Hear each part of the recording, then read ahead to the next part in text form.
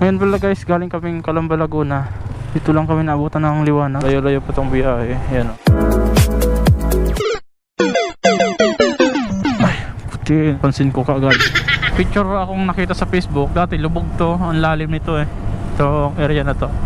Lubog tong kalsada na to. Ngayon guys, pansin nyo, okay siya. Lalalim. Ay sus, masabit. Sabit yung center stand. Gateway to Baykalanja. Daang Maharlika, Calawag, Bicol, Boundary. Ayan, let's go. Okay, Bicol na kami guys. Alright guys, update lang sa mga checkpoint. Checkpoint dito. Saan kayo sa Bicol? Ay, Nabua. Ayun, lalaki yung mga tubo. May naghahakot na heavy equipment. San Fernando proper, tapos yung Naga, tapos Minalabak, alternate route. Tara. Alright guys, stop over muna kami dito. Mga daanan guys, ginagawa pa oh. Yan mga lubak.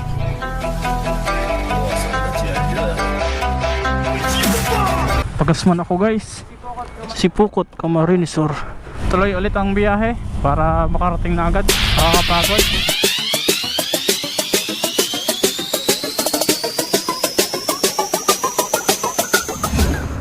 Alright guys, what's up sa inyong lahat? Magandang umaga. Ngayon pala guys, galing kaming Calamba, Laguna. Dito lang kami naabutan ng liwanag sa Quezon, Laredel. Ayan. Tumigil kami saglit. Hindi ako nakapagsimula ng vlog doon sa Calamba, Laguna kasi lakas talaga ng ulan. Hanggang atimunan eh. Medyo naambon pa eh pagdating namin sa may Old Zigzag. Dito na lang ako nagsimula ng aking vlog kasi tumila na dito ang ulan. Tubig pa oh. Tapos yung aking camera guys, hindi mabuhay. Pinubuhay ko sana sa may bandang timunan, nagahang. Kaya kailangan kong i-reset. Layo-layo pa itong biyahe. Ayan o.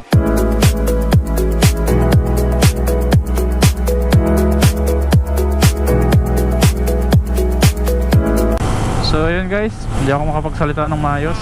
Dami naming karga. Ang hirap ng aking pwesto. Nakakaputi pa nga kami oh. Nakasuot. Gugutom na ako. Ay, puti. Pansin ko kaagad.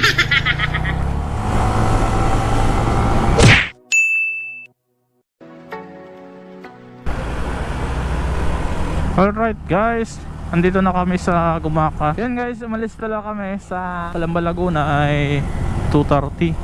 At ito, Gumaka na kami 6:21. Dahan-dahan lang ako guys kasi angkas ko yung padaba ko. Pati dito, basa pa nga palang mga daan dito. Parang makakabisado ko ng daanan dito eh. Sunod-sunod. Sunod nito ay Lopez. Sunod Calawag.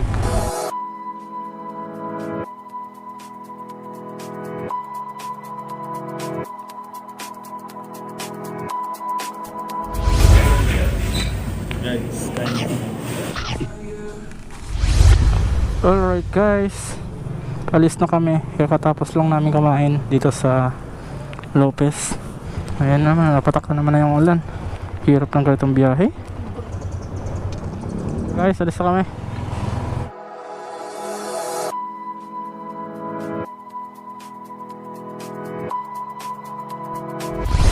Ayun guys, andito pa rin ako sa Lopez. Kung napapansin nyo, may picture akong nakita sa Facebook. Dati lubog to, ang lalim nito eh. Itong area na to. Lubog tong kalsada na to. Ngayon guys, pansin nyo, okay siya. Maganda yung condition ng daan. Walang tubig, walang baha. Sana sa bandang Bicol, sana hindi masyadong maulan.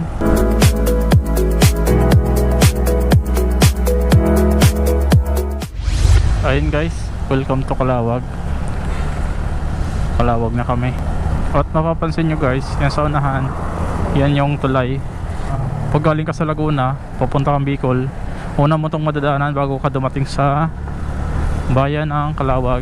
Nung duman ako dito 2018, ang unang daanan nito yan sa gitna, tapos yan sa tabi, ginagawa yan. Tapos 2019 pinapadaanan na itong magkabilang tabi, tapos yung gitna ay ginagawa rin. Tapos ngayon 2020 okay na, tapos na yung proyekto. Ang tagal din yan guys bago nagawa. 2018 tapos 2019. Munti ka na kami dyan madiskrasya ng kapatid ko eh. So, sobrang lalim ng lubak. Pahataw yung takbo ko dyan. Hindi ko napansin. Ang lalalim pala ng lubak. Bicol, Calawag. Pagasolina muna ako dito sa Shell. Mura ang gasolina dito guys. Tingnan nyo, 38. I am the one. Opal tang. Let's go. Ang hirap. Nakakainis talaga pag bubiyahe ka na kapote. Nakakainis pag ganitong naulan, kakapote. Alright guys, palis na kami. Yan Kalawag. Tingnan nyo naman ang panahon, no? Ang kapal ng ulap. Pangit talaga pag magbiyahe ng karitang December. Walang ibang pwedeng masakyan motor para makatipid. Wala namang bus. Ang van naman, ang pamasahe sobrang mahal. Grabe guys, mga nakakasabayan ko dito. Puro truck sa likod ko. Kikita nyo sa side mirror. Ayun puro truck yan. Ito pa sa unahan ko. At marami pa akong nadaanan guys ng truck doon sa may bandang Atimunan. Kaka-traffic dahil sa ang haba ng mga truck. Pag may overtake at may kasalubong, ayun, wala nang galawan. Ay. Ginagawang tulay dito. Ingat lang dito guys, yung mga dadaan dito. Lalalim. Ay sus, masabit. Sabit yung center stand.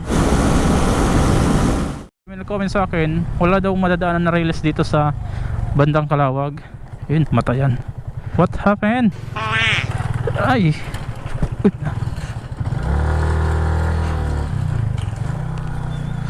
Huy, sumabit yung, hindi ko alam kung anong sumabit na sa ilalim.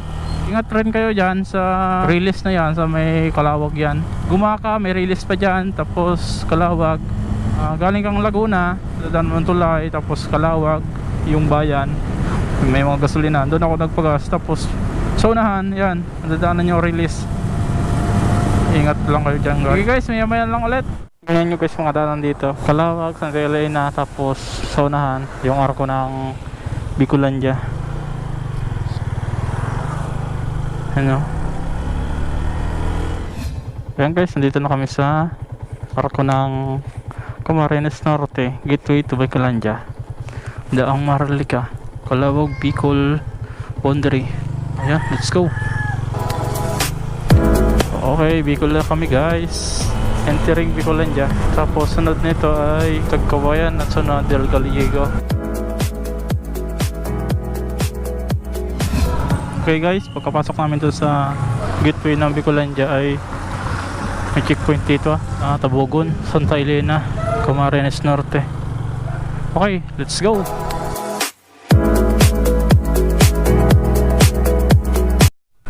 Alright guys, update lang sa mga checkpoint. Tabogon, Santa Elena.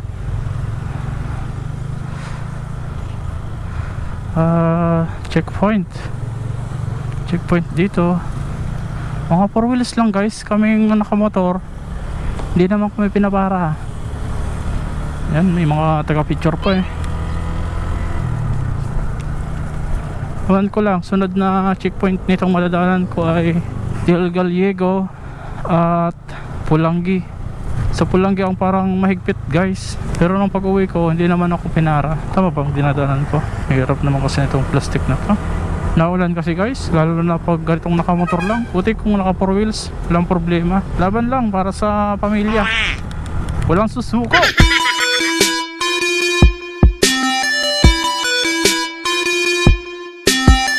Alright guys, nasa Tagkawayan na ako. Ayun nga pala guys, pag pumasok ka rin sa Tagkawayan, mayroon din ditong checkpoint, pero di naman sila namamara, mga pulis. Yun nga, hindi ko na nakunan kasi yung camera ko tinaklubang ko ng plastic dahil doon sa may unahan yung truck ang bilis, naipon na tubig sa gitna ng kalsada, tapos nadaanan niya sakto naman kasi lubong ko. Ayun, talsikan sa may camera ko yung tubig, kala ko nasira. Buti nakababa yung aking visor, nakakaputi naman ako, walang problema. Katapos nito guys, Del Gallego. Putik, Jesus, putik. Buti napansin ko. Lalim nung guys, yung lubak na yon. Ang dami na namang lubak dito. Nandito na kami sa Del Gallego. Ito yung checkpoint. Walang nangharang.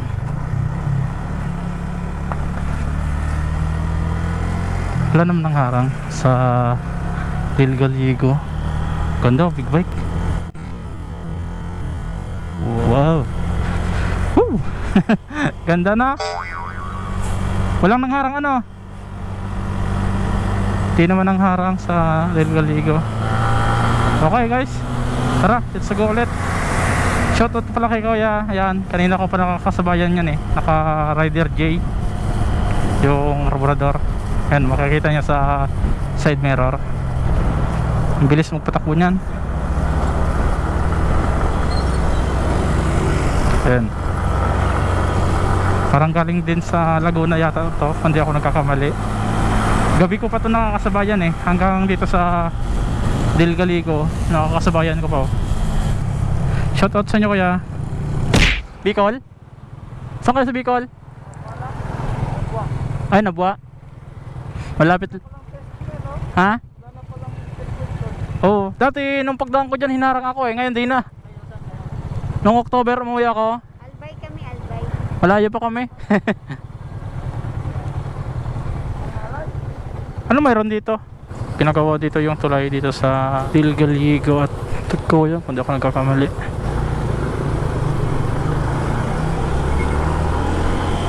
Ayun, lalaki ano ba yan? Mga tubo.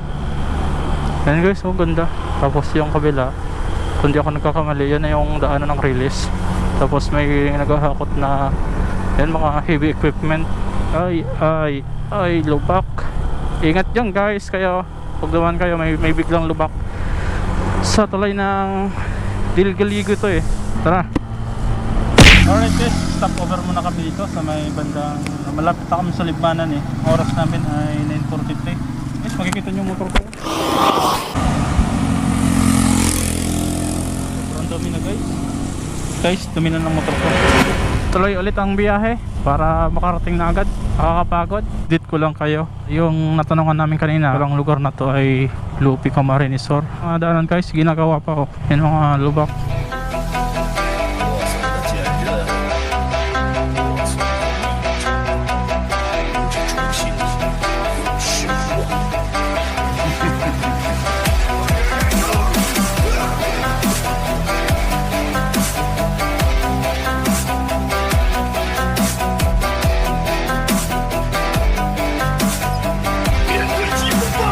Pagasman ako guys. 2 bar na lang aking gasolina. Anong lugar to sir? Sipukot, Camarines Sur. 44 per litro. Premium dito. Albay? Saglit lang 3 hours. Lakas ng ulan Buti nga may dala kaming plastic at nakapagpasiguro kami ng kapote. Grabing ulan dito sa Bicol. Kumain muna kami dito sa Renderia. Ito kasing kasama ko nagugutom. San Fernando Pamukid guys. Tapos sa unahan guys, may dadalan tayong shortcut. San Fernando pa siguro yun. So yun, makalis lang namin doon sa kinainan namin.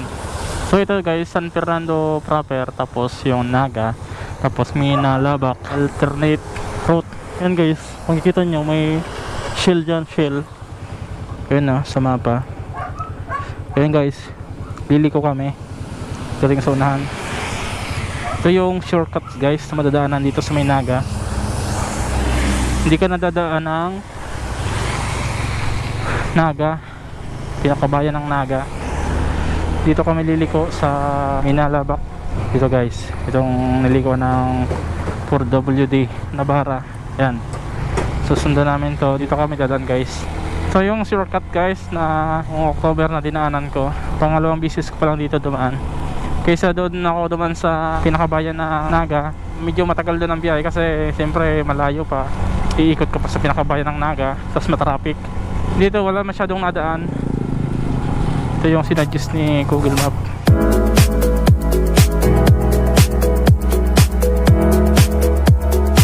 Andito na kami sa Minalabak.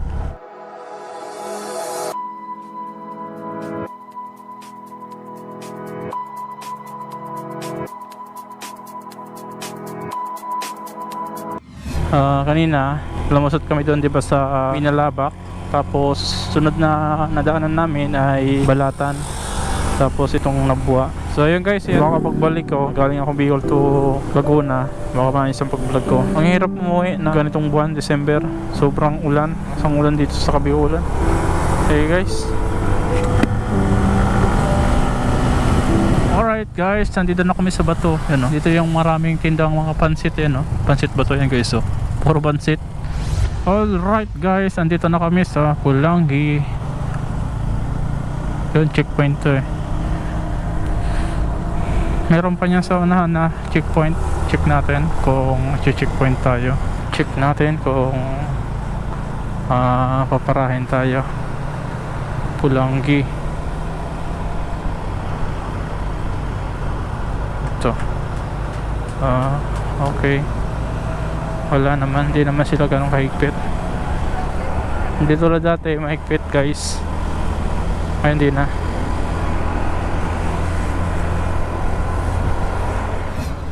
Abutan ako guys ng 12 oras.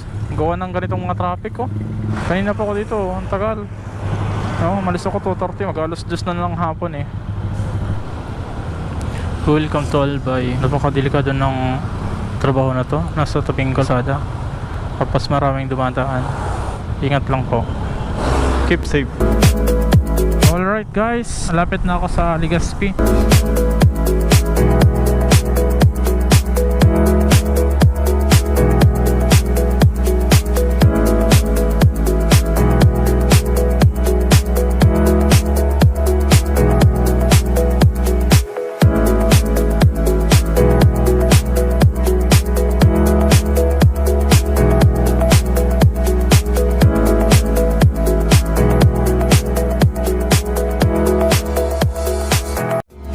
Tingnan nyo naman ang panahon, no? Sobrang dilim ng kalangitan. Madali ang aking camera. So ayan guys, maraming salamat sa inyo sa patuloy na sumusuporta at sa mga nag-subscribe guys. Maraming salamat sa inyo. So ayun, kita-kits sa susunod na vlog. Peace, ride safe guys, ride safe.